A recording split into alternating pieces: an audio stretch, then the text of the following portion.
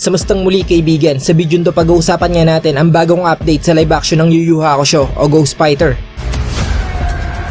Kung kailan to ipapalabas at kung anong dapat nating i-expect sa pinakahihintay nating live action na to ng isa sa mga pinaka-legendary na anime mula sa 90s.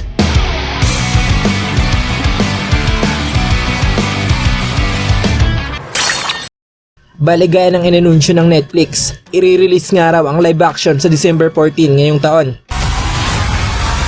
So malapit-lapit na nga yun, kaya expect nyo nang ilalabas na nga rin nila yung mga teaser o trailer sa mga susunod na linggo. Kaya sabay-sabay nga nating abangan yan. Bilang tagahanga ng Yu Yu Hakusho o Ghost Fighter, ano bang mga inaasahan mo sa live action adaptation na to? Iba yan! Excited ka na rin ba? Sasabihin ko sa'yo pag handa na ako. Para sa akin, malaki ang expectation ko sa palabas na to. Lalong-lalo na nga nung nakita ko yung nagawa nila sa live action ng One Piece.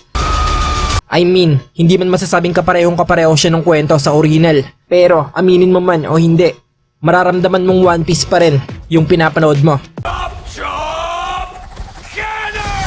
Dahil dyan, malaki talagang inaasahan ko para dito sa live action ng Yu Yu Hakusho o Ghost Fighter.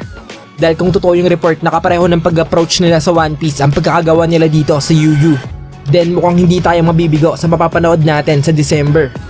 Pero sa ngayon, pag-usapan nga muna natin kung ano nga ba mga dapat nating asahan sa unang season nito. Sa kasalukuyan, wala pang masyadong impormasyon sa mismong kwento. So wala pa nga tayong idea kung ilang episodes, kung gaano to kahaba, at kung hanggang saang parte ng kwento ang aabutin ng pinakaunang season. Kaya subukan nga nating i-predict. Kung kapareho lang siya ng One Piece na may 8 episodes sa unang season, siguro malabang umabot ang kwento nitong Yu Yu Hakusho sa Dark Tournament. Sa tingin ko lang ganito na lahatiin yung mga arc o storyline. Siyempre, paniguradong nandyan yung unang pagkamatay at muling pagkabuhay ni Yusuke o Eugene. Kasi diba yun yung trigger sa pagiging spirit detective niya. Ikaw ay isa ng detective ng kabilang daigdig. Kaya expected na nga nating dun nakapokus yung mga unang episode.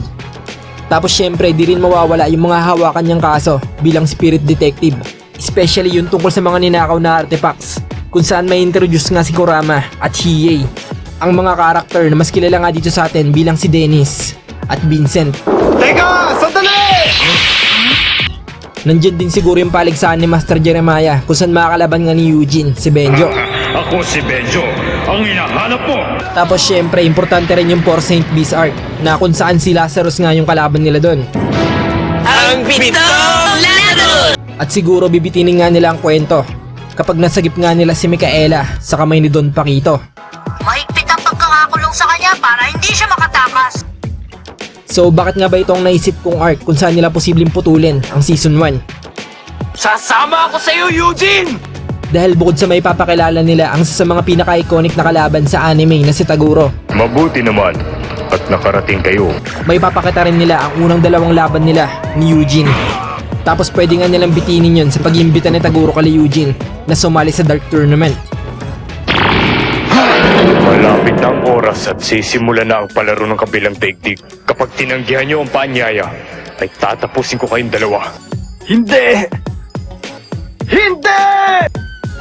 At yun nga ang magsisilbing pinaka-setup para sa Season 2. Ang Season 2 na maaaring mag-focus nga lang sa buong Dark Tournament. Palakasin mo ko sa lalong madaling panahon. Pero syempre hindi pa naman talaga natin alam kung anong plano ng Netflix. Basta asahan na nga natin na may magbabago sa kwento. Kasi hindi naman talaga maiiwasan yun sa mga ganito, di ba? Kaya hindi malabong may inalis. At pwede nga rin may mga naidagdag na wala sa anime o manga. Pero ayos lang yun. Ayos lang dahil gaya na nakita natin sa ginawa nila sa One Piece. Posible siyang gumana basta maayos ang pagkakatahe sa kwento. Kaya kung hindi sila masyadong lumayo mula sa kwento ni Yoshihiro Togashi, sa kwentong sinubaybayan natin noon, ngayon pa lang hindi na ako makapaghintay na mapanood ang version na to.